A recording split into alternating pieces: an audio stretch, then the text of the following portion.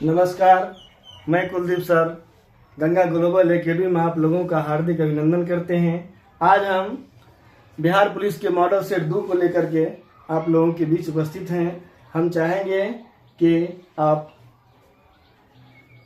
Copy कलम लेके बैठ जाएं और मेरे साथ आप इस सेट का आंसर मिलान करेंगे। देखेंगे आप कितना सही होता है। चलते हैं हम मॉडल सेट नंबर 2 की ओर। ये बिहार पुलिस का मॉडल सेट है और ये मॉडल सेट नंबर 2 है। पिछले क्लास में मॉडल सेट नंबर 1 को हल किया गया था। आज मॉडल सेट 2 लेकर के आप लोगों के बीच उपस्थित हैं। यहाँ लिखी हुई है मॉडल सेट नंबर 2।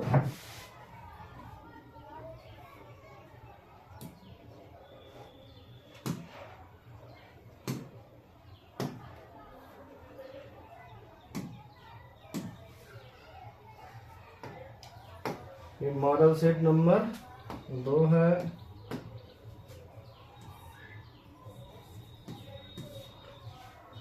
देख रहे हैं, ये मॉडल सेट नंबर 2 है और चलेंगे हम आगे।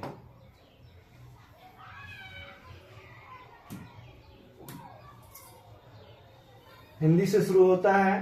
पहला प्रश्न है आज का कि आचार शब्द में अति उपसर्ग लगा देने पर क्या बनेगा। आचार शब्द में अति उपसर्ग जोड़ने से क्या बनेगा। 1 में अतिचार है, 2 में अति आचार, 3 में अत्याचार, 4 में अत्याचार। इसका सही जवाब होगा अति जोड़ आचार अत्याचार होता है। ऑप्शन नंबर 1 बिल्कुल सही जवाब। प्रश्न नंबर 2 है कलेजा फटना। ये मुहावरा है। कलेजा फटना मुहावरा का सही अर्थ क्या है। ऑप्शन देखते हैं। 1 में हृदय का विदीर्ण हो जाना, 2 में मृत्यु हो जाना, C में असहनीय दुख होना, D में हृदय का कमजोर हो जाना। तो कलेजा फटना का सही अर्थ होता है असहनीय दुख होना। असहनीय दुख होना। चलते हैं प्रश्न नंबर 3 में। लिखा है किस क्रमांक का वाक्य शुद्ध है। 4 ऑप्शन है, इसमें 1 वाक्य शुद्ध है, बाकी अशुद्ध है। यहाँ है हत्यारे को मृत्यु दंड की सजा मिली। 2 में घर में केवल एक मात्र दरवाजा है। 3 में बेटी पराये घर का धन होता है। 4 में निराशा की बदली छाई हुई है। इसका सही जवाब होगा 4 नंबर, निराशा की बदली छाई हुई है। ये बिल्कुल सही जवाब है। चलते हैं प्रश्न नंबर 4 पर। प्रश्न नंबर 4 है, लिखी हुई है किस क्रमांक का शब्द प्रस्तर का पर्यायवाची नहीं है।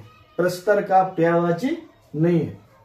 प्रस्तर का पर्यायवाची पाषाण प्रस्तर को कहा जाता है, पाहन भी कहा जाता है, उपल कहा जाता है, लेकिन उत्पल प्रस्तर का पर्यायवाची नहीं है। चलते हैं प्रश्न नंबर 5 में। निजवाचक सर्वनाम का उदाहरण देना है। निजवाचक सर्वनाम इसमें से कौन है। 1 में हम किसी का कुछ नहीं बिगाड़ सकते। 2 में हमें अपना काम स्वयं करना चाहिए। इसका सही जवाब यह होगा हमें अपना काम स्वयं करना होगा।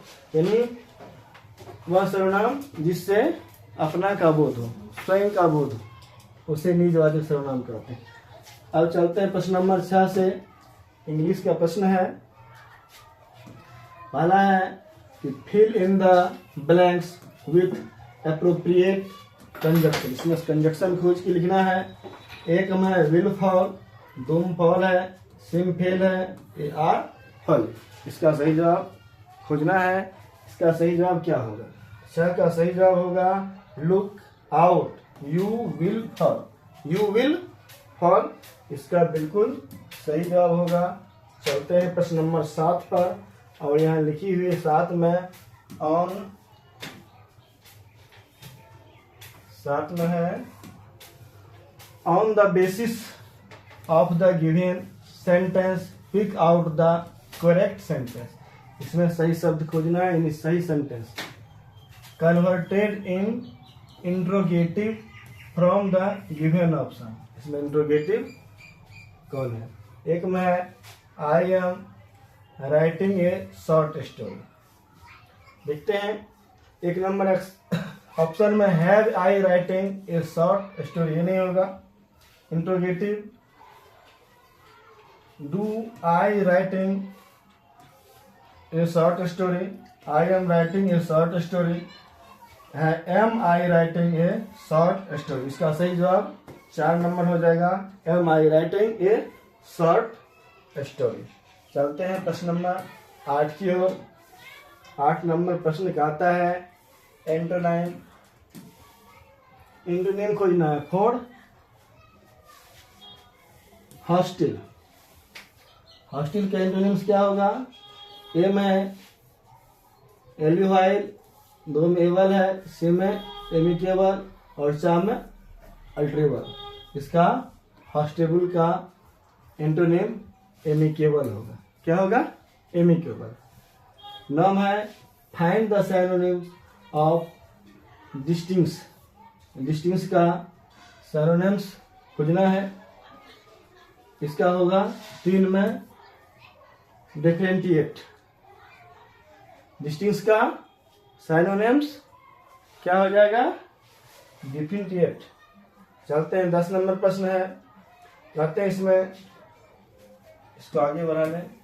लिखी हुई है 10 number, choose the option. Option में खोजना है that describe the meaning of the following items and phrase. इसमें आइटम्स ए फ्रेज। एम है a man of straw, a man of straw. इसका आंसर क्या होगा? एम है एन अनरीजनेबल पर्सन, 2 है a man of no substance, 3 में ए वेरी एक्टिव पर्सन, 4 में वर्थी फेलो। इसका सही जवाब होगा a man of no substance. A man of स्टोलो क्या होगा? A man of no substance. यह आइटम कहावत लोकोक्ति होगी। अब प्रश्न नंबर 11 है, ये सोशल साइंस से प्रश्न आ गया, सामाजिक विज्ञान का। लिखी हुई 1 नंबर में, अमावस्या तथा पूर्णिमा के दिन वृहत मतलब बहुत अधिक मात्रा में ज्वार भाटा की घटना घटित होती है, क्योंकि उन दिनों क्या होती है? सही जवाब खोजना है। 1 नंबर में चंद्रमा एवं पृथ्वी एक दूसरे के लंबवत होते हैं, 2 में सूर्य तथा चंद्रमा लंबवत होते हैं, 3 में सूर्य पृथ्वी तथा चंद्रमा सरल रेखा में होते हैं, 4 में सूर्य तथा पृथ्वी लंबवत होते हैं। इसका सही जवाब होगा सूर्य पृथ्वी तथा चंद्रमा सरल रेखा में होते हैं, इसीलिए उस दिन अधिक मात्रा में ज्वार भाटा उत्पन्न होती है, यानी कि अमावस्या और पूर्णिमा के दिन। 4 में भारत की प्रथम महिला शासक कौन थी? भारत की प्रथम महिला शासक खोजना है। 1 में चांदबेनी, 2 में नूरजहां, 3 में रजिया सुल्तान और 4 में मुमताज महल। इसका सही जवाब भारत की पहली महिला शासक रजिया सुल्तान थी, जो कि ये 1236 से 40 1236 से 1240 तक शासक बनी। आगे चलते हैं। रजिया सुल्तान भारत की प्रथम महिला सुल्तान थी। प्रश्न नंबर 12 है, 12 नंबर प्रश्न है, ये हो गया। चलिए 13 नंबर कहता है किस सिख गुरु ने स्वयं को सच्चा बादशाह कहा? किस सिख गुरु ने स्वयं को सच्चा बादशाह कहा? 1 में गुरु गोविंद सिंह, 2 में गुरु हरगोविंद, 3 गुरु तेग बहादुर, 4 गुरु अर्जुन देव। तो स्वयं को सच्चा बादशाह किसने घोषित किया था? तो गुरु हरगोविंद ने। गुरु हरगोविंद स्वयं को सच्चा बादशाह कहा था। प्रश्न नंबर 14 है। 14 नंबर प्रश्न कहते हैं कि भारत में किसके शासन के अंतर्गत खिलाफत आंदोलन आरंभ हुआ था? किसके शासन के अंतर्गत खिलाफत आंदोलन आरंभ हुआ था? खिलाफत आंदोलन ऑप्शन 1 में है लॉर्ड माउंटबेटन, 2 में है लॉर्ड डलहौजी, 3 में लॉर्ड चेम्सफोर्ड और 4 में लॉर्ड कर्जन।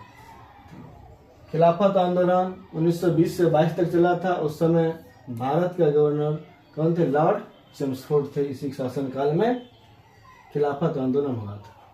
15 है, हेली का धूमकेतु कितनी अवधि में एक बार दिखाई देता है? हेली का धूमकेतु कितनी अवधि में एक बार दिखाई देती है? इसका सही जवाब खोजना है। एक में 24 वर्ष, 2 में 32 वर्ष, 3 76 वर्ष और 4 में 84 वर्ष। इसका सही जवाब होगा 76 वर्ष। 76 वर्ष पर यह एक बार दिखाई पड़ती है। कौन? हेली का धूमकेतु। अगला बार यह 1961 ईस्वी में 2061 ईस्वी में दिखाई पड़ने की संभावना है। चलते हैं अगला प्रश्न। भारत में नगर पालिका आयुक्त की नियुक्ति कौन करता है? भारत में नगर पालिका आयुक्त की नियुक्ति कौन करता है? 1 में भारत के राष्ट्रपति, 2 में राज्यपाल, सी उच्च न्यायालय के मुख्य न्यायाधीश, 4 में राज्य सरकार। इसका सही जवाब क्या होगा? भारत में नगर पालिका आयुक्त की नियुक्ति राज्य सरकार करती है। 17 में 1651 ईस्वी में मुगलों द्वारा बंगाल में किस स्थान पर ईस्ट इंडिया कंपनी को व्यापार करने और फैक्ट्री बनाने की अनुमति दी गई थी? ये आंसर खोजना है। 1 नंबर कलकत्ता है, 2 में कासिम बाजार, 3 सिंगूर और 4 वर्धमान। इसका सही जवाब होगा कासिम बाजार में। कलकत्ता में जो है मुगलों ने बंगाल में कासिम बाजार में सबसे पहले फैक्ट्री बनाने की अनुमति थी। चलते हैं नेक्स्ट प्रश्न लेते हैं। नेक्स्ट प्रश्न है 18 नंबर प्रश्न और यह कहती है कि निम्नलिखित में वह सागर कौन सा है जो भूबद्ध है, यानी कि पृथ्वी से जुड़ा है? 1 में है लाल सागर, 2 तिमोर सागर, 3 उत्तरी सागर, 4 में अरब सागर। इसका सही जवाब क्या होगा? इसका सही जवाब होगा अरब सागर। 19 में शिव समुद्रम जलप्रपात किस नदी पर पाया जाता है? शिव समुद्रम जलप्रपात खोजना है। 1 में कृष्णा नदी, 2 में गोदावरी नदी, 3 कावेरी और 4 महानदी। शिव समुद्रम परियोजना कावेरी नदी पर है। शिव समुद्रम परियोजना कावेरी नदी पर। चलते हैं अगला प्रश्न लेते हैं। प्रश्न नंबर 20 है और ये मॉडल सेट 2 का हम लोग अभी प्रैक्टिस कर रहे हैं। 20 नंबर प्रश्न है, निम्न में किस राज्य में पॉलिश शरणार्थी परिवारों के लिए एक स्मारक स्तंभ स्थापित किया गया है जिन्होंने द्वितीय विश्व युद्ध के दौरान भारत को अपना घर बना लिया था? ए में है महाराष्ट्र, 2 तमिलनाडु, सी पश्चिम बंगाल और 4 में गोवा। किस राज्य में पॉलिश शरणार्थी परिवारों के लिए एक स्मारक स्तंभ स्थापित किया गया था? वह जगह था महाराष्ट्र। 21 नंबर में है पश्चिमी घाट और पूर्वी घाट दक्षिण भारत के निम्नलिखित में से किस स्थान पर मिलते हैं? इसका जवाब खोजना है। 1 नंबर में है सतपुरा की पहाड़ी, 2 में नल्ला माला की पहाड़ी, 3 में नीलगिरी की पहाड़ी, 4 महेंद्रगिरी की पहाड़ी। इसका आंसर देखिए। इसका सही जवाब होगा नीलगिरी की पहाड़ी। नीलगिरी की पहाड़ियों में जो है पश्चिम घाट और पूर्वी घाट दक्षिण भारत में मिलते हैं। चलते हैं अगला प्रश्न लेते हैं। प्रश्न नंबर 22 है सुलूब राजवंश। कहते हैं सुलूब राजवंश की स्थापना किसने की? 1 में देवराज, 2 में नरसिम्हा, 3 में अभिनव भोज और 4 में डिंडीमा। इसका सही जवाब सुलूब राजवंश की स्थापना नरसिंह ने किया था। 23 नंबर प्रश्न है, देखते हैं बांदीपुर राष्ट्रीय उद्यान कहाँ स्थित है? बांदीपुर राष्ट्रीय उद्यान कहाँ स्थित है? तो ये बांदीपुर राष्ट्रीय उद्यान ऑप्शन ए चेन्नई, 2 मैसूर, सी बेंगलोर और 4 कोच्चि। तो ये जो है कर्नाटक राज्य के मैसूर में स्थित है बांदीपुर राष्ट्रीय उद्यान। 24 में भारत में राष्ट्रीय मांस तथा पोल्ट्री प्रसंस्करण केंद्र कहाँ है? ऑप्शन देखेंगे 1 में नई दिल्ली, 2 में कोच्चि, सी बेंगलुरु, 4 मुंबई। इसका सही जवाब खोजना है कि भारत में राष्ट्रीय मांस तथा पोल्ट्री प्रसंस्करण कहाँ है? इसका सही जवाब होगा नई दिल्ली में। 25 है ग्राम और लघु उद्योग समिति के रूप में भी जाना जाता है। एक क्वेश्चन ऊपर कर लिया जाए। 25 नंबर है ग्राम और लघु उद्योग, ग्राम और लघु उद्योग समिति को डैश के रूप में भी जाना जाता है। तो एक में है महालनु बीज समिति, 2 मुंशी समिति, 3 करवे समिति, 4 चक्रवर्ती समिति। इसका सही जवाब क्या होगा? इसका सही जवाब होगा करवे समिति। करवे समिति। 26 है भारतीय संविधान के किस अनुच्छेद में उपराष्ट्रपति को हटाने की प्रक्रिया दी गई है? तो भारतीय संविधान के किस अनुच्छेद में है जिसमें कि उपराष्ट्रपति को हटाने की प्रक्रिया है? यह अनुच्छेद है 67। भारत संविधान के अनुच्छेद 67 यह बताती है कि उपराष्ट्रपति को पद से हटाया जा सकता है तब जबकि राज्यसभा में उसे 50% +1 वोट इसके विरोध में पड़ जाए, और अगर कहीं बैठक हो रही है उसमें से 50% कम से कम मत उसके विरोध में पड़ना चाहिए, तभी वह उपराष्ट्रपति के पद से हट सकता है। 27 है प्रश्न है बलवंत राय मेहता कमेटी ने सुझाव दिया था कि पंचायती राज की संरचना का स्तर होना चाहिए। कैसा होना चाहिए?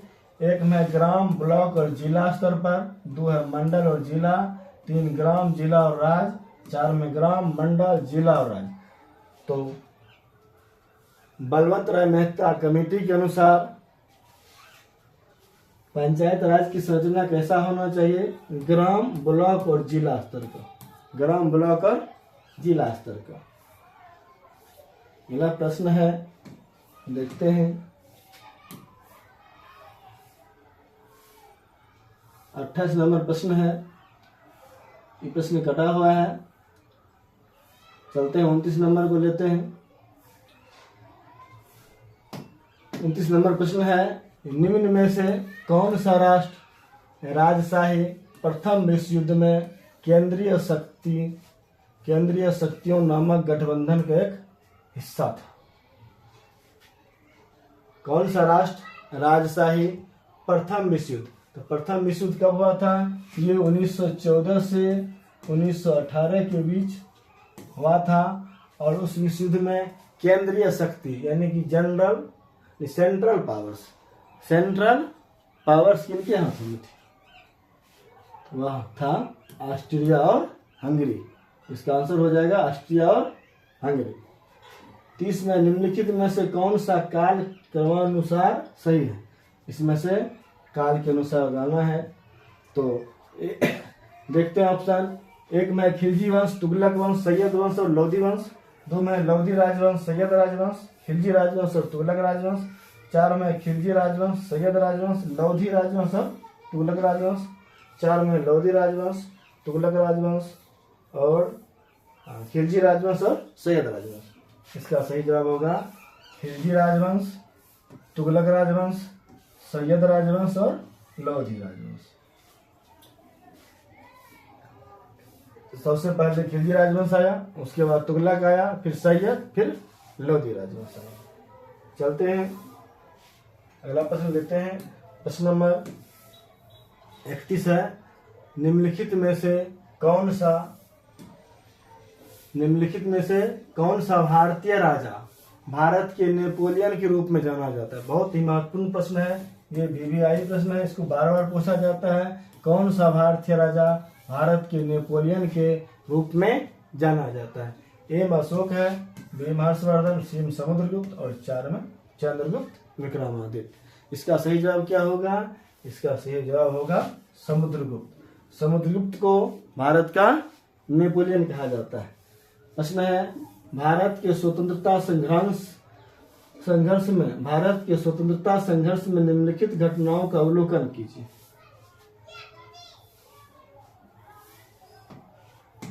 पूरा क्वेश्चन लीजिए। 32 नंबर प्रश्न है और कहते हैं 1 में है चौरी चौरा कांड, 2 में मिंटो मार्ले सुधार, 3 में दांडे मार्च, 4 में मॉन्टेग्यू चेम्सफोर्ड सुधार। इसको जानना है। ये चौरी चौरा कांड 1922 में हुआ था, दांडी मार्च 1930 में हुआ था। मार्ले मिंटो सुधार 1909 में हुआ था। और उसके बाद मॉन्टेग्यू चेम्सफोर्ड 1919 में आया था। तो सबसे पहले 1 नंबर ये होगा, ये 2 नंबर होगा। तो ऐसा कौन है? ये। चलिए, ये 3 और ये 4 नंबर। इसका सही जवाब ऑप्शन नंबर 2 हो जाएगा। सबसे पहले क्या हुआ? मार्ले मिंटो सुधार हुआ, उसके बाद मॉन्टेग्यू चेम्सफोर्ड आया, फिर जाके चोरी चोरा हत्याकांड हुआ, फिर 3 में दांडी मार्च हुआ। 33 से वह ग्रह जो दक्षिणावर्त घूर्णन करता है और सब ग्रह वामावर्त घूमता है, लेकिन यूरेनस और वेनस दक्षिणावर्त घूर्णन करता है। तो इसका सही जवाब हो गया शुक्र ग्रह। क्या हो जाएगा? शुक्र ग्रह। चलते हैं, अगला प्रश्न लेते हैं। 34 में है, निम्नलिखित में से कौन सा कथन सही नहीं है? कौन सा कथन सही नहीं है? 1 में है, भारत का सबसे बड़ा बौद्ध मठ असम में है। 2 में है, कोनयक भाषा नागालैंड में बोली जाती है। सिम नदी द्वीप मजुली असम में है। 4 में 2011 की जनगणना के अनुसार भारतीय संघ का सबसे कम जनसंख्या वाला राज्य सिक्किम। इसका सही जवाब खोजना है या नहीं पूछता है तो इसका यह होगा, भारत का सबसे बड़ा बौद्ध मठ असम में नहीं है। भारत का सबसे बड़ा बौद्ध मठ असम में नहीं है। अगला क्वेश्चन देखना है। अगला प्रश्न है 35 नंबर, भारत की निम्नलिखित तेल रिफाइनरी को पश्चिम से पूरब की तरफ लगाइए। भारत की निम्नलिखित तेल रिफाइनरी को, तो भारत की मैप में देखेंगे कौन कहाँ है। सबसे पश्चिम में कोयली, ये गुजरात में। ये 1 नंबर आएगा सबसे पहले। 1 यहाँ 2 में आया, ये 2 पहले छट गया। कोयली के बाद आता है मथुरा, ये सबसे पहले कोयली, फिर मथुरा उत्तर प्रदेश में। 1 के बाद 3, ये ठीक जा रहा है। मथुरा के बाद आया हल्दिया, ये कोलकाता में है। और 4 में बोगाईगांव, ये असम में। ये कोयली कहाँ है? ये गुजरात में। कोयली गुजरात में। नक्शा में देखें, गुजरात सबसे पश्चिम है। ये मथुरा है उत्तर प्रदेश में, उत्तर प्रदेश में है। फिर हल्दिया कहाँ में है? कोलकाता के पास है, यानी पश्चिम बंगाल में है। और फिर ये असम में है। इस प्रकार हम देख रहे हैं कि इसका सही जवाब क्या हो जाएगा? 2 नंबर हो जाएगा, सजाएंगे तो। अगला प्रश्न है, मॉन्टेग्यू चेम्सफोर्ड रिपोर्ट किसका आधार तैयार किया? मॉन्टेग्यू चेम्सफोर्ड रिपोर्ट किसका आधार तैयार किया? 1 में द इंडियन काउंसिल एक्ट 1909, 2 में government of India act 1919, the government of India act 1935, the India independence act 1947। इसका जवाब खोजना है। मॉन्टेग्यू चेम्सफोर्ड किसका आधार तैयार किया?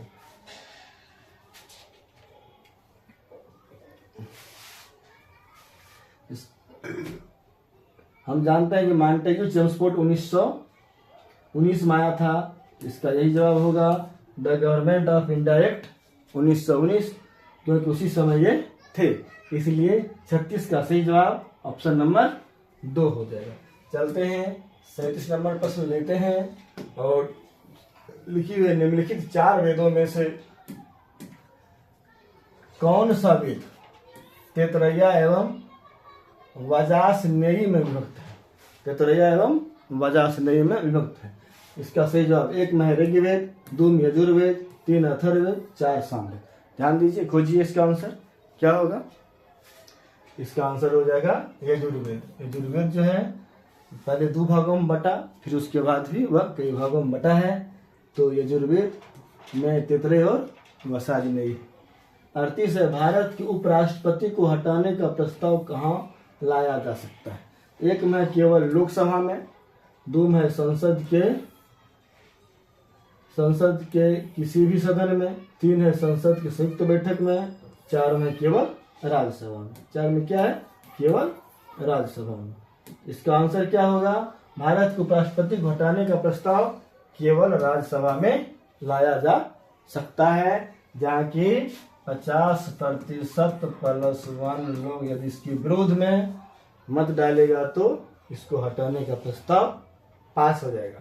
39 है, निम्नलिखित में से कौन सा पनामा के सीमा से नहीं सटा है? पनामा नहर की सीमा से कौन नहीं सटा है? ए में कोस्टा राइस, 2 में प्रशांत महासागर, सी कोलंबिया और वेनेजुएला। इसका आंसर खोजना है। 39 का सही जवाब क्या हो जाएगा? आप लोग ध्यान से खोजें, इसका सही जवाब क्या हो जाएगा। पनामा सटा हुआ है, कोस्टा राइस, प्रशांत महासागर भी सटा है, कोलंबिया भी सटा है, लेकिन वेनेजुएला नहीं सटा है। तो 39 का सही जवाब ऑप्शन नंबर 4 नंबर इसका बिल्कुल सही जवाब है। चलते हैं अगला प्रश्न लेते हैं, और ये प्रश्न है 40 में, भारतीय संविधान की कौन सी अनुसूची कहती है? भारतीय संविधान की कौन सी अनुसूची कहती है कि 14 वर्ष से कम आयु के बच्चे को किसी भी उद्योग या कारखाने या किसी दूसरे खतरनाक नियोजन में नहीं लगाया या रखा जा सकेगा। हम जानते हैं कि 6 से 14 साल के बच्चे को बिहार सरकार निःशुल्क रोजगार शिक्षा प्रदान करती है, इसलिए उसे किसी भी प्रकार के क्या है खतरनाक कामों में नहीं लगाया जा सकता है। यह अनुच्छेद क्या होगा? अनुच्छेद 24 हो जाएगा। अनुच्छेद 24 यह अधिकार देता है। अगला प्रश्न है, किसके शासन में भारत की राजधानी, किसके शासनकाल में भारत की राजधानी कलकत्ता से नई दिल्ली स्थानांतरित हुई? 1 मिनट, चलते हैं आगे। किसके शासन में भारत की राजधानी कलकत्ता से नई दिल्ली में स्थानांतरित हुई? 1 में लॉर्ड हार्डिंग, 2 में लॉर्ड डलहौजी, 3 में लॉर्ड कैनिंग और 4 में लॉर्ड रिपन। 4 में लॉर्ड रिपन। हम जानते हैं कि कलकत्ता से नई दिल्ली भारत की राजधानी 1911 ईस्वी में स्थानांतरित हुई थी। कब? जब दिल्ली दरबार में जॉर्ज पंचम और उसकी पत्नी मेरी साथ आई थी। उसी समय दिल्ली दरबार में घोषणा किया गया था कि भारत की राजधानी कलकत्ता से दिल्ली स्थानांतरित किया जाए। उस समय भारत के गवर्नर जनरल कौन था? लॉर्ड हार्डिंग था। लॉर्ड हार्डिंग, ठीक ना। चलते हैं अगला प्रश्न लेते हैं। 22 नंबर प्रश्न है, कहते हैं नेहरू रोजगार योजना का मुख्य उद्देश्य क्या है? नेहरू रोजगार योजना का मुख्य उद्देश्य क्या है? 1 में गांव में विश्व स्तरीय शिक्षा प्रदान करना, यह तो संभव नहीं। 2 में छात्रों को ऋण प्रदान करना। 3 में शहरी बेरोजगारों को रोजगार प्रदान करना। 4 में ग्रामीण क्षेत्रों में गरीबों को निःशुल्क दवाएं उपलब्ध कराना। तो जवाहर नेहरू रोजगार योजना का मुख्य उद्देश्य क्या था?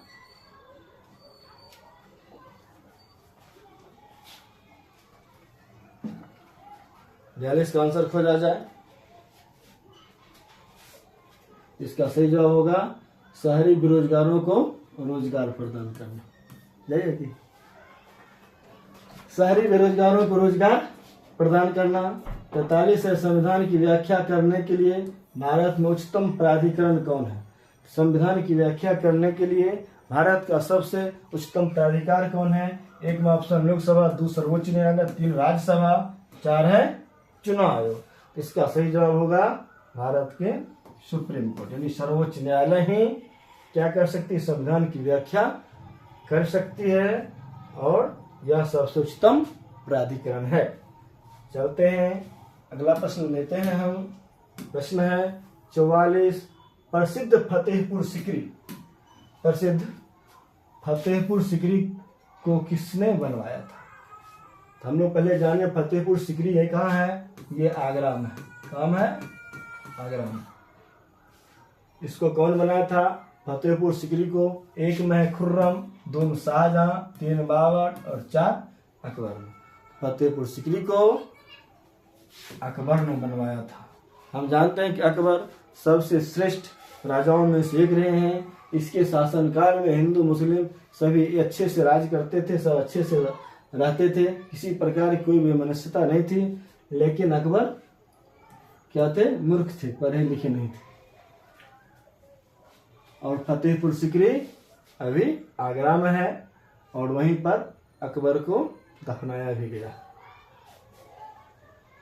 उस्ताद अकबर अली खान को निम्नलिखित में से किस संगीत वाद्य यंत्र में उनके योगदान के लिए याद किया जाता है?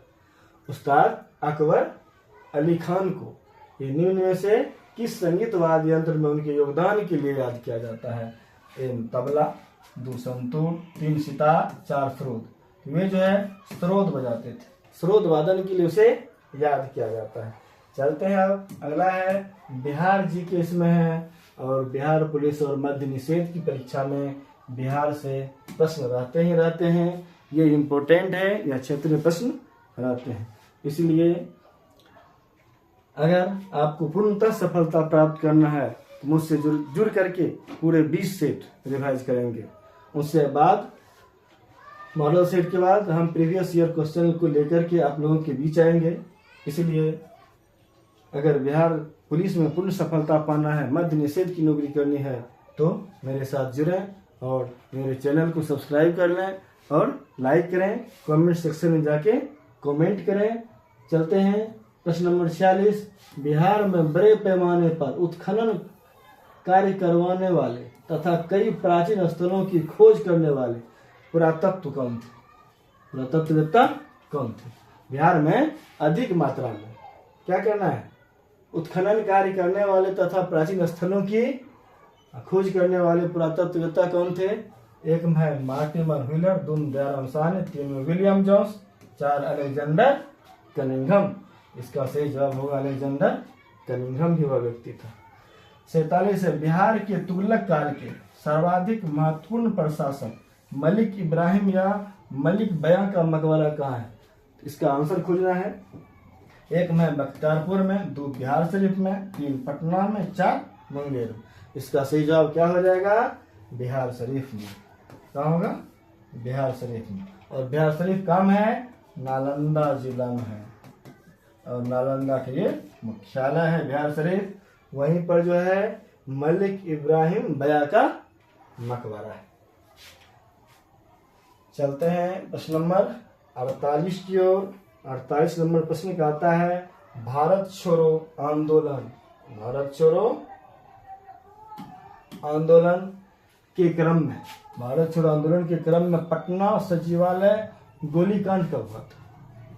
ये बहुत ही दुखद बात है कि भारत छोड़ो आंदोलन जब हुआ था अगस्त 1942 में, अगस्त 1942 में, चार्ज में देखो तो, अगस्त 1942 में,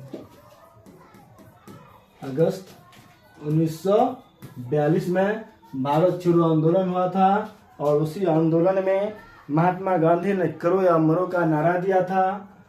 उस आंदोलन में पटना में जो सचिवालय है उसके सामने विधायिका मुख्यालय पर यहाँ के कुछ छात्रों ने, कुछ लोगों ने झंडा फहराने का प्रयास किया था। उसी समय अंग्रेज के जो उस समय के डीएम थे, आर्चर करके था, उन्होंने क्या किया था? 48 नंबर में है, वह था DM WB Archer. WG Archer ने क्या किया था? गोली चलाने का आदेश दे दिया था, जिसमें क्या हुए थे? 7 छात्र मारे गए थे। तो वह समय था कब? 11 अगस्त 1942 का, 11 अगस्त 1942। चलते हैं पटना भवानी मंदिर की स्थापना किसने की? बैठ जाओ तुम लोग। पटना भवानी मंदिर की स्थापना किसने की? 1 में डॉक्टर काशी प्रसाद जायसवाल, 2 में सचिंद्र नाथ सन्याल, 3 गोपाल नाथ दत्त और 4 में प्रफुल्ल चाकी। इसका सही जवाब क्या होगा? खोजिए आप लोग 49 का सही जवाब। इसका सही जवाब होगा भूपेंद्रनाथ दत्त। 5 में है मंजूषा चित्रशैली।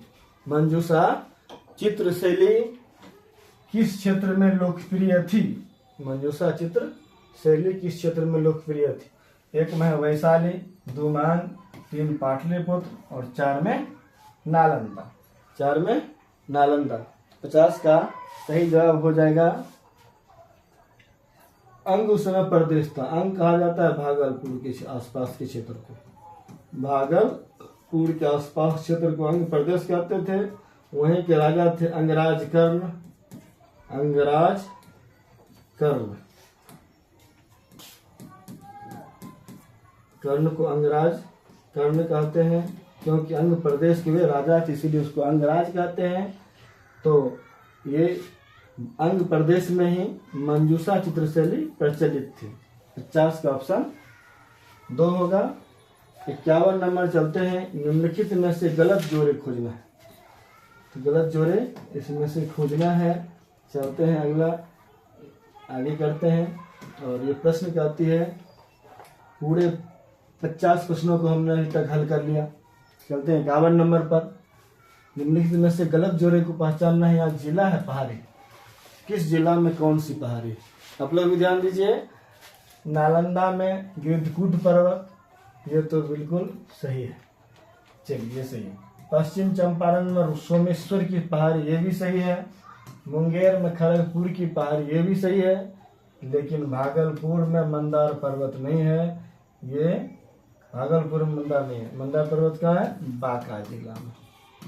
ये गलत हो गया, लेकिन गलत पूछा था, गलत जोड़े पूछा था, तो इसका आंसर भी गलत होगा। सही, इसका 4 नंबर सही हो जाएगा। कहते हैं वे नदियां जो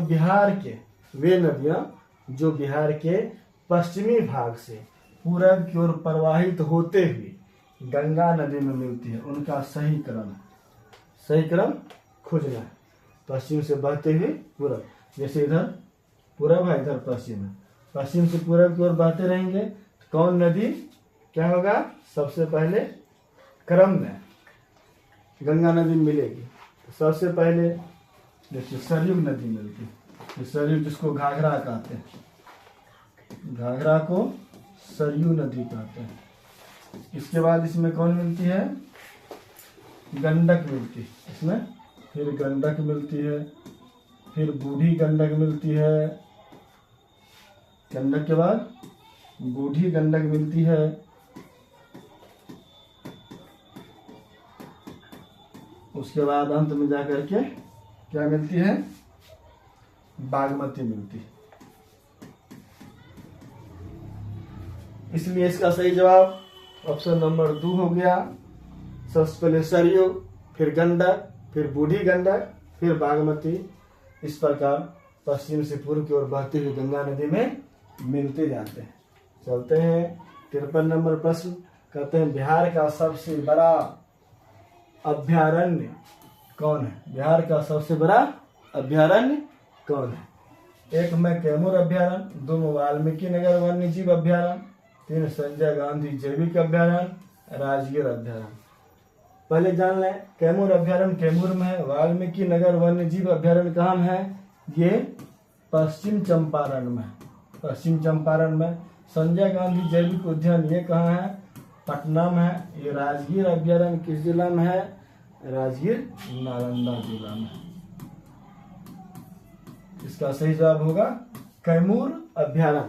ये 1784.75 वर्ग किलोमीटर क्षेत्रों में फैला हुआ है। बिहार का सबसे बड़ा अभ्यारण्य है कैमूर अभ्यारण्य।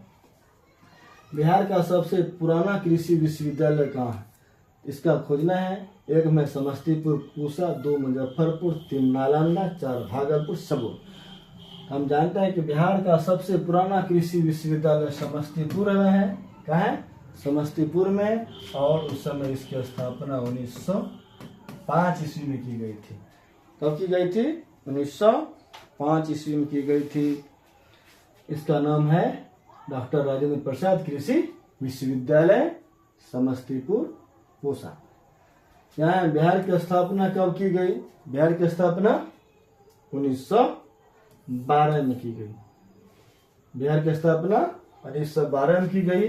बंगाल प्रांत से यानी बंगाल प्रेसिडेंसी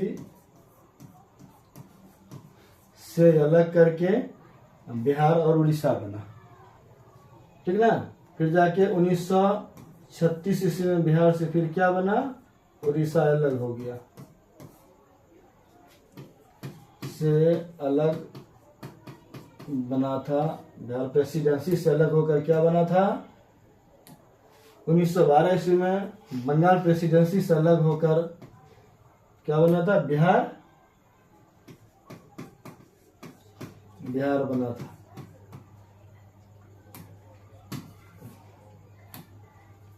फिर जाकर के 1936 ईस्वी में उड़ीसा अलग हो गया।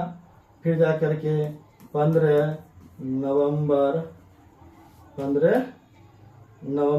2000 15 नवंबर 2000 ईस्वी में क्या बन गया, झारखंड बन गया। इस प्रकार अब तक बिहार बटा है। अभी पूरा बटने के बाद वर्तमान में बिहार में 38 जिले, 101 अनुमंडल, 534 प्रखंड, 9 प्रमंडल बचा हुआ है। चलते हैं प्रश्न नंबर 56 की ओर। 56 नंबर प्रश्न कहते हैं, अब देखिए सामान्य ज्ञान से प्रश्न आया है, मॉडल सेट नंबर 2, जीके का प्रश्न है। प्रश्न नंबर 1 कहते हैं, निम्नलिखित में से कौन सी ब्रिटिश भारत में नील की खेती से संबंधित एक प्रणाली थी। 1 में बाली प्रणाली, 2 में निज प्रणाली, 3 में वनिक पथ प्रणाली, 4 में जब्त प्रणाली। इसका सही जवाब होगा निज प्रणाली थी, यानी कि निज प्रणाली में किसान को उनके ही खेत पर नील की खेती करवाई जाती थी। 57 किसी देश का संविधान कई उद्देश्यों की पूर्ति करता है, निम्नलिखित में से कौन सा विकल्प इनमें से एक नहीं हो सकता है। नहीं पर ध्यान देना है। 1 में है, ये प्रश्न को और ऊपर करना पड़ेगा। चलते हैं, पूरा प्रश्न आ गया।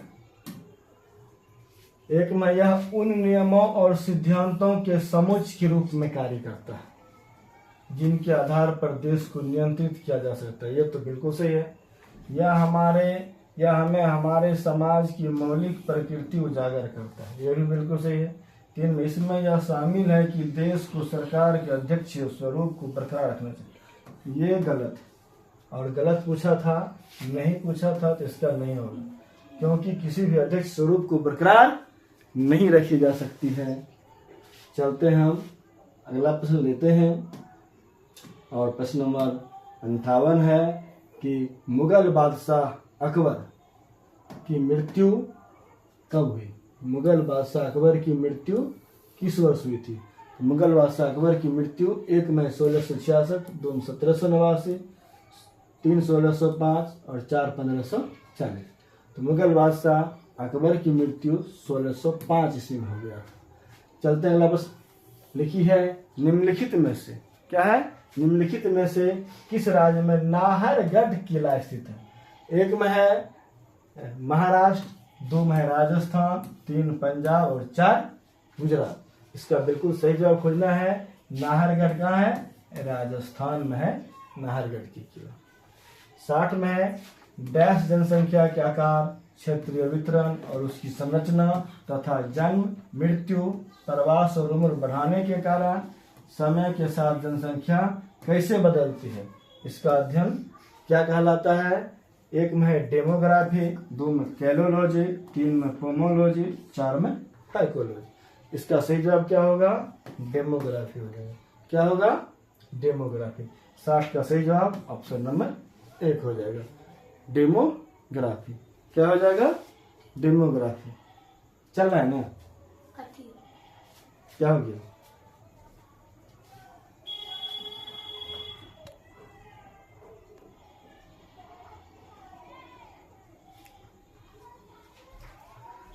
क्या हो जाएगा इसका आंसर, डेमोग्राफी। टेक्निकल इशू था। चलते हैं अगला प्रश्न की ओर। 61 में है सिंधु घाटी सभ्यता। सिंधु घाटी सभ्यता के घरों में कमरे आमतौर पर एक डैश के आसपास बने हुए थे। कमरे आमतौर पर कहाँ बने होते थे? एक में कुएं, 2 अंगीठी, 3 आंगन, 4 में पानी की टंकी। जानते हैं सिंधु घाटी सभ्यता में क्या होती थी? चारों ओर से घर होता था और बीच में आंगन होता था। ये आंगन होता था। आंगन, इसका सही जवाब क्या हो जाएगा? आंगन हो जाएगा। आंगन के आसपास बने होते थे। अगला प्रश्न लेते हैं। प्रश्न है 62 नंबर प्रश्न। लिखल है ढाका। ढाका में अखिल भारतीय मुस्लिम लीग का गठन किया गया था। अखिल भारतीय मुस्लिम लीग का गठन कहाँ किया गया था? ढाका में किया गया था। कब किया गया था? 1906 में। 1906 ईस्वी में किया गया था मुस्लिम लीग की स्थापना। ठीक ना? इसके बारे में कौन सा कथन सत्य नहीं खोजना है। एक में है यह मुसलमानों के लिए अलग निर्वाचक मंडल चाहता था। ये तो सही है, ये सही है। 2 में लीग ने बंगाल विभाजन का समर्थन नहीं किया। 3 में लीग का गठन 1906 में, ये सही। 4 में इसका गठन मुस्लिम जमींदारों और नवाबों के एक समूह द्वारा किया गया था। ये भी सही है, ये भी सही था, ये गलत है। यहाँ गलत पूछा था तो इसका आंसर गलत होगा। 63 नंबर देखिए। प्रश्न है कि महावेली गंगा डैश की सबसे लंबी नदी। ये देश का नाम पूछ रहा है। किस देश की सबसे लंबी नदी? 1 में नेपाल है, 2 पाकिस्तान, से श्रीलंका, 4 भूटान। तो महावेली गंगा कहाँ बहती है? श्रीलंका में बहती है। इसकी लंबाई लगभग 320 किलोमीटर है, ठीक ना? और ये महावेली श्रीलंका में बहती है। यह है 64 नंबर प्रश्न। और 64 नंबर प्रश्न कहती है कि निर्गम मूल्य क्या है? निर्गम मूल्य क्या है? 1 में यह बाजार मूल्य से अधिक मूल्य है। 2 में है यह बाजार मूल्य से कम मूल्य है। 3 में यह किसान द्वारा तय किया गया मूल्य है। 4 में यह बाजार मूल्य के समान मूल्य। बाजार मूल्य के समान मूल्य। इसका सही जब निर्गम की बात होगा तो 2 होगा, यह बाजार मूल्य से कम मूल्य। जब बाजार मूल्य से कम मूल्य होगा उसको निर्गम मूल्य कहते हैं। 65 में पद्मा नदी किस देश की प्रमुख नदी? पद्मा 1 में श्रीलंका, 2 पाकिस्तान, 3 नेपाल, 4 बांग्लादेश। तो पद्मा नदी कहाँ बहती है? बांग्लादेश में बहती है। कहाँ बहती है? बांग्लादेश में। यह गंगा की ही एक शाखा है। 66 में निम्नलिखित में से कौन सी योजना या कार्यक्रम माइक्रो फाइनेंस प्रकार की पहल से संबंधित नहीं है? नहीं खोज रहा है। देखते हैं। माइक्रो फाइनेंस यानी पैसे संबंधित। जनधन योजना होता है, ये पैसा का कारोबार होता है। जीविका परियोजना भी होता है। ये क्या है? इसका सही जवाब उज्ज्वला योजना हो जाएगा। उज्ज्वला योजना भारत में करोड़ों लोगों को एलपीजी देने की एक योजना है, जिसे 1916 ईस्वी में कौन किया था? नरेंद्र मोदी ने इसकी शुरुआत किया था, उज्ज्वला योजना। तो 66 का सही जवाब हो जाएगा उज्ज्वला योजना माइक्रो फाइनेंस से संबंधित नहीं है। चलते हैं, अगला लेते हैं 67 नंबर क्वेश्चन। 67 में है बस्तर दशहरा। ये दशहरा का नाम है। बस्तर दशहरा किस राज्य में मनाया जाता है? 1 में उत्तर प्रदेश, 2 हरियाणा, 3 छत्तीसगढ़ और 4 झारखंड। तो बस्तर दशहरा कहाँ मनाई जाती है? तो बस्तर दशहरा छत्तीसगढ़ में मनाई जाती है। 68 है फुटबॉल में गोल लाइन और पेनल्टी स्पॉट। जब फुटबॉल खेलते हैं तो गोल लाइन और पेनल्टी स्पॉट के बीच की दूरी कितनी होती है? 1 में है 11 गज, 2 12 गज, 3 10 गज और 4 9 गज। इसका बिल्कुल सही जवाब खोजना है। इसका बिल्कुल सही जवाब क्या हो जाएगा? तो 12 गज हो जाएगा। क्या हो जाएगा? 12 गज। प्रश्न उत्तर कहता है निम्नलिखित में से किस वर्ष भारत में पहला रेडियो शो प्रसारित किया गया था? सबसे पहले रेडियो की शुरुआत, रेडियो का प्रसारण सबसे पहले कब हुआ था? तो वह समय था 1923 ईस्वी। मई 1923 ईस्वी में सबसे पहले ऑल इंडिया रेडियो, यानी रेडियो का प्रसारण शुरू हुआ कहाँ से? बॉम्बे से। बॉम्बे, अभी इसको क्या कहते हैं? मुंबई कहते हैं। तत्कालीन बॉम्बे से इसकी शुरुआत 1923 ईस्वी में हुआ था।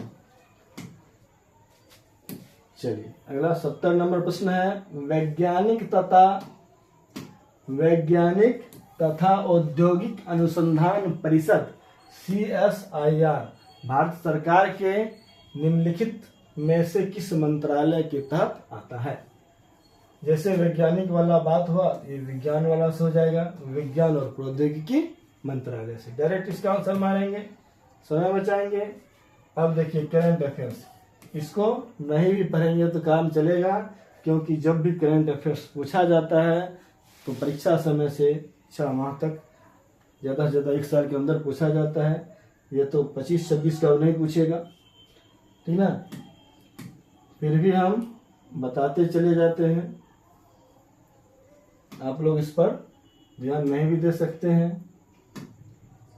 करंट अफेयर्स पर एक में, अंतर्राष्ट्रीय सरस्वती महोत्सव का उद्घाटन किस राज्य में हुआ था? इसका आंसर हरियाणा होगा।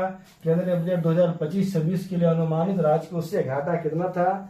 इसका क्या हो जाएगा? सकल घरेलू उत्पाद का 4.4%। वर्तमान को पढ़ के आपको जाना है। और ये 73 नंबर प्रश्न है कि संयुक्त अरब अमीरात के राष्ट्रपति शेख मोहम्मद बिन जायद अल नाह्यान ने 2025 को डैश वर्ष घोषित किया। इसका सीधा आंसर हो जाएगा डिजिटल विभाजन को दूर करने का वर्ष। और 74 है, विश्व बैंक लॉजिस्टिक प्रदर्शन सूचकांक में भारत का कौन सा स्थान है? उस समय स्थान 33वां। वर्तमान को पढ़ना है। चलते हैं आगे, देख लेते हैं। 75 में आर्थिक सर्वेक्षण 2024-25 के अनुसार 2024 में अंतर्राष्ट्रीय मुद्रा कोष IMF इंटरनेशनल मॉनिटरी फंड के अनुसार वैश्विक मुद्रास्फीति दर कितनी थी? उस समय था 7.7%। 4 नंबर ऑप्शन। चलते हैं आगे, लेते हैं प्रश्न अब विज्ञान का। ये बहुत ही VVI होता है, जरूरी है आजकल विज्ञान प्रश्न को जानना। कहते हैं क्षैतिज रूप से स्थित छह चुंबक के चुंबकीय क्षेत्र में उदासीन बिंदु कौन होता है? उदासीन, एक में वह बिंदु जहां चुंबकीय क्षेत्र दिशा बदलता है। 2 में वह बिंदु जहां चुंबकीय क्षेत्र सबसे दुर्बल होता है। 3 में वह बिंदु जहां चुंबकीय क्षेत्र सबसे प्रबल होता है। 4 में वह बिंदु जहां चुंबकीय क्षेत्र शून्य होता है। इसका सही जवाब क्या होगा? वह बिंदु जहां चुंबकीय क्षेत्र शून्य होता है वहां क्या होता है? उदासीन होता है।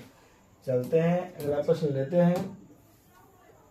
77 का प्रश्न कहता है कि कितने समय में 2 मिलीमीटर मोटाई के कांच के समतल को पार कर सकता है? इसका सही जवाब हो जाएगा 10⁻⁻11 सेकेंड। 10⁻⁻11 सेकेंड। चलते हैं 78 नंबर। 78 नंबर प्रश्न कहता है कि नीचे दिए गए V से T ग्राफ से यह निष्कर्ष निकलता है कि वस्तु क्या है? 1 समान गति करती है, 2 विरामावस्था में है, 3 असमान गति करता है, 1 समान त्वरण के साथ गति करता है।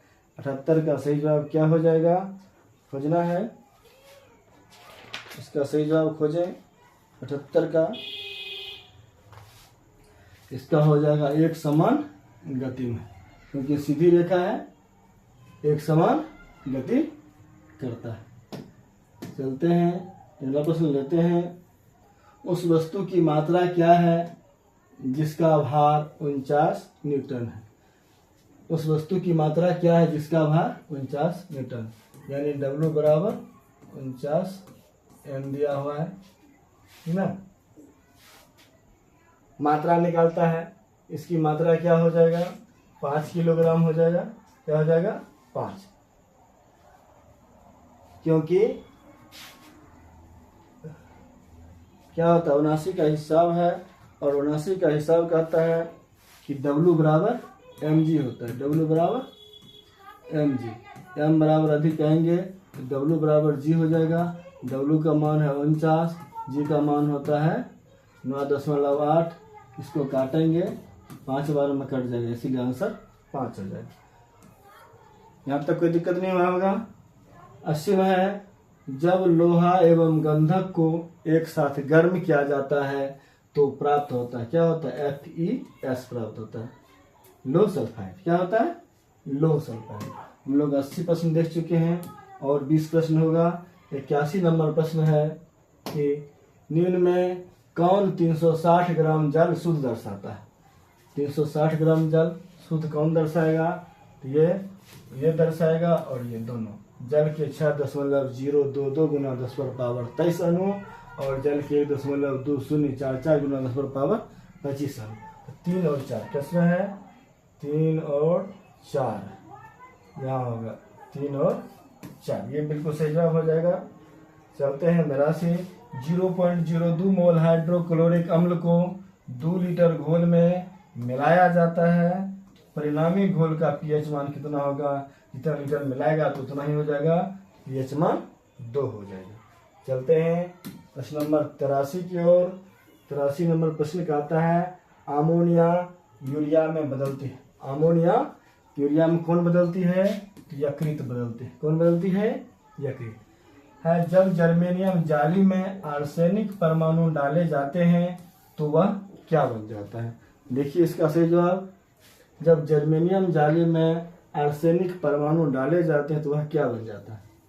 1 में विद्युत रोधक, 2 सुपर कंडक्टर, 3 नैज अंतर सेमीकंडक्टर, 4 में बाह्य सेमीकंडक्टर। इसका सही जवाब क्या होगा, इसका सही जवाब हो जाएगा बाह्य सेमीकंडक्टर। 85 है, उच्च ऑक्टेन ईंधनों के उत्पादन में उत्प्रेरक के रूप में निम्नलिखित में से किसका प्रयोग किया जाता है। 1 में HNO3, 2 में H2SO4, 3 में HCl और 4 में HF। इसका सही जवाब क्या हो जाएगा, इसको खोजना है आप लोगों को। 85 का सही जवाब क्या हो जाएगा, 85 का सही जवाब क्या होगा, H2SO4 हो जाएगा। क्या हो जाएगा, H2SO4 हो जाएगा। चलते हैं अगला प्रश्न लेते हैं। 86 का प्रश्न है, बेटा कहाँ जाए। 86 में है, स्वपोषी थैलोफाइटों वाले क्लोरोफिल को क्या कहते हैं। स्वपोषी थैलोफाइटों वाले क्लोरोफिल को क्या कहते हैं। 1 में शैवाल, 2 लाइकेन, 3 फंजाई, 4 ब्रायोफाइट। तो स्वपोषित थैलोफाइट वाले क्लोरोफिल को हम फंजाई कहते हैं। क्या कहते हैं, फंजाई। जल संवर्धन 87 में है, जल संवर्धन पौधों के कर्षण की एक विधि है जिसमें निम्न में से किसका प्रयोग नहीं किया जाता है। तो निष्कर्षण में किसका प्रयोग नहीं करते हैं, जल संवर्धन पौधे के कर्षण की एक विधि है, इसमें किसका प्रयोग नहीं होता है, जल का तो होता है, प्रकाश का होता है, पेट का, मिट्टी का नहीं होता है। किसका नहीं होता है, मिट्टी का नहीं होता है। चलते हैं प्रश्न नंबर 88। 88 नंबर प्रश्न कहता है कि वनस्पति जगत के गैर हरित विषमपोषी पौधे कौन से। विषमपोषी कौन हो जाएगा, 1 में मासेस हो जाएगा, 2 में फर्न, 3 एल्गी, 4 में फंजाई। इसका आंसर क्या हो जाएगा, फंजाई हो जाएगा। 89 में स्वपरागन की परिणाम क्या होगा। स्वपरागन का परिणाम क्या होगा, 1 में अंतः प्रजनन, 2 में विरल प्रजनन, 3 में अति प्रजनन, 4 में बाह्य प्रजनन। तो 89 का सही जवाब क्या हो जाएगा, 89 सही जवाब हो जाएगा स्वपरागन का परिणाम अंतः प्रजनन। क्या है, अंतः प्रजनन।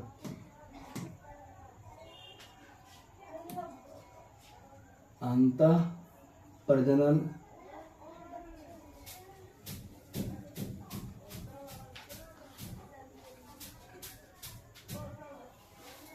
छियासी का रंग हो गया था, ये क्या हो गया भाई,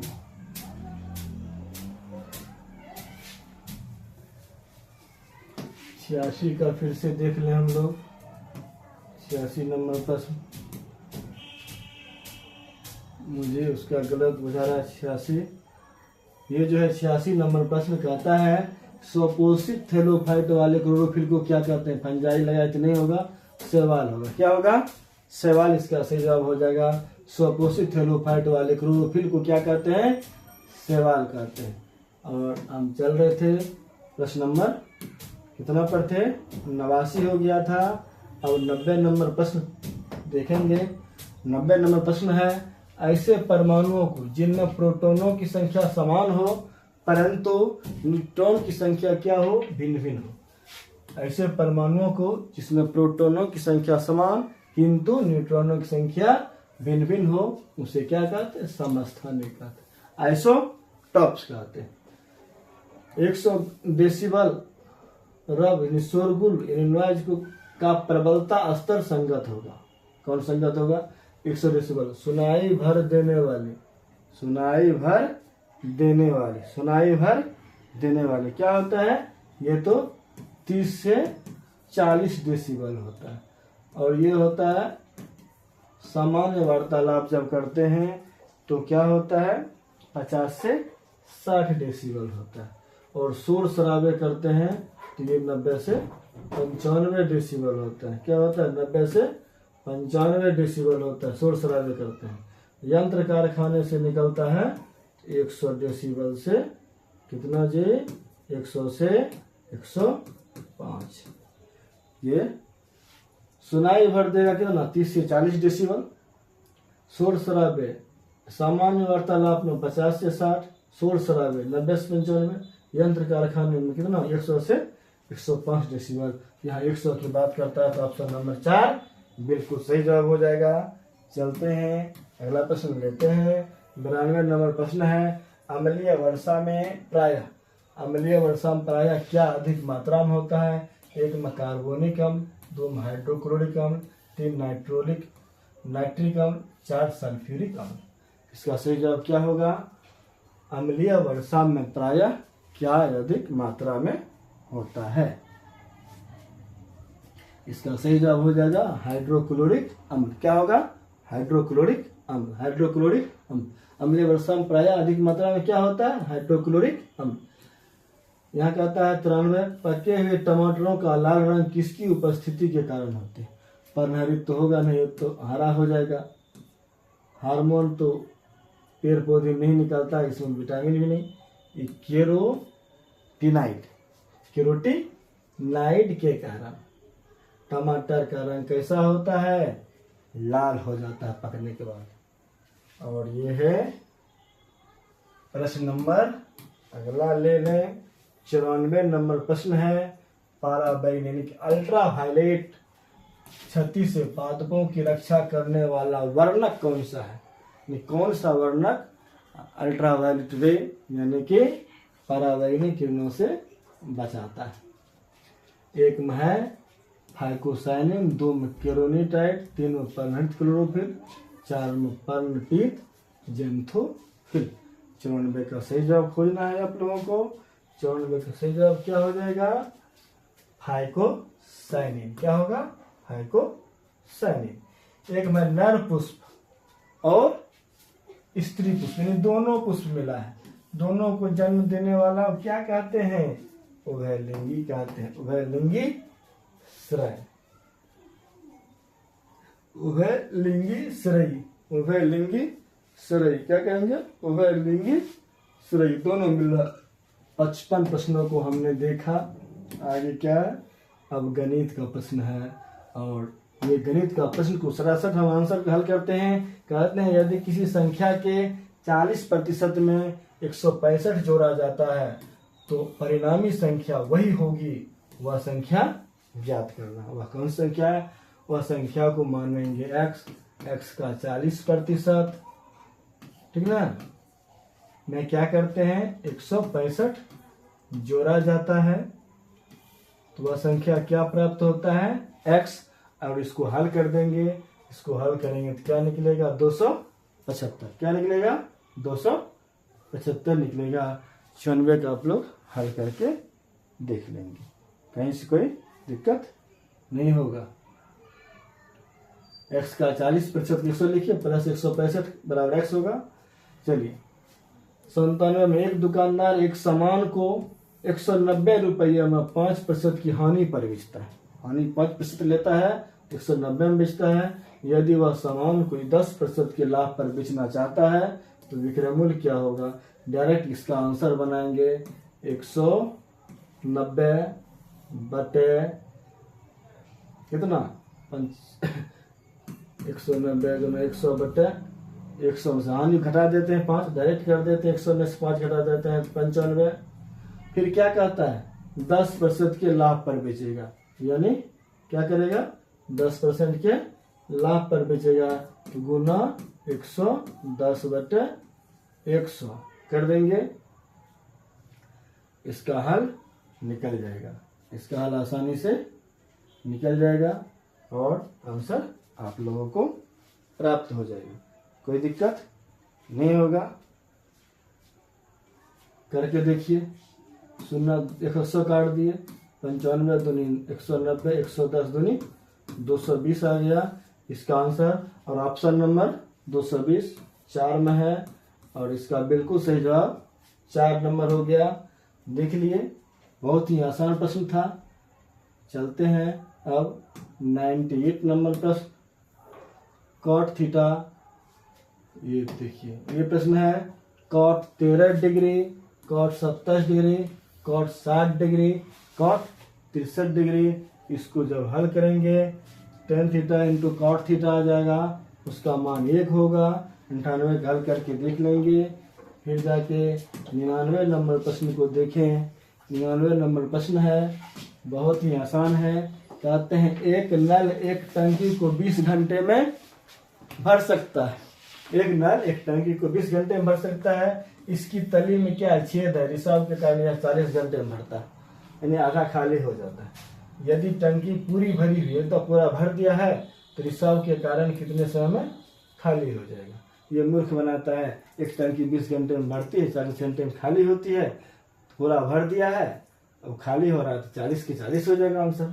ऐसे भी कर सकते हैं, 1/20 घटा 1/40, इसको घटा के देख लेंगे क्या आ जाएगा, 1/40 आएगा। आंसर क्या होगा 40। इसका सही जवाब ऑप्शन नंबर 3 हो जाएगा। और ये लास्ट प्रश्न है, प्रश्न नंबर 100। और 100 नंबर प्रश्न को हल करके देखेंगे कि 2 सेंटीमीटर त्रिज्या वाले गोले का पृष्ठीय क्षेत्रफल वर्ग सेंटीमीटर में क्या है। इस पाई का मान लेना है 22/7। 2 सेंटीमीटर त्रिज्या वाले ये गोला है, इसकी त्रिज्या है 2 cm, कोई दिक्कत नहीं है यहाँ तक। 2 सेंटीमीटर है त्रिज्या, और क्या है पाई का मान 22/7 लेना है। तो गोले का पृष्ठ क्षेत्रफल हम लोग जानते हैं, गोले का पृष्ठीय क्षेत्रफल क्या होता है 4πr²। ये फार्मूला होता है गोले का पृष्ठ क्षेत्रफल 4πr²। 4 गुना 22/7 गुना 2 गुना 2, इसको हल करके देख लेंगे तो क्या आ जाएगा 352/7 आ जाएगा। यही इसका आंसर होगा, जो कि 1 नंबर में है। 100 का सही जवाब ऑप्शन नंबर 1 हुआ। इस प्रकार हम लोगों ने बिहार पुलिस के मॉडल सेट नंबर 2 को 1 से लेकर 100 तक प्रश्नों को हल किया। इसलिए आप लोग इस चैनल से जुड़ करके इस मॉडल सेट को बनाएंगे और मेरे चैनल से जुड़े। इसको सब्सक्राइब करें, लाइक करें और कमेंट सेक्शन में कमेंट करें। इन्हीं के साथ जय हिंद,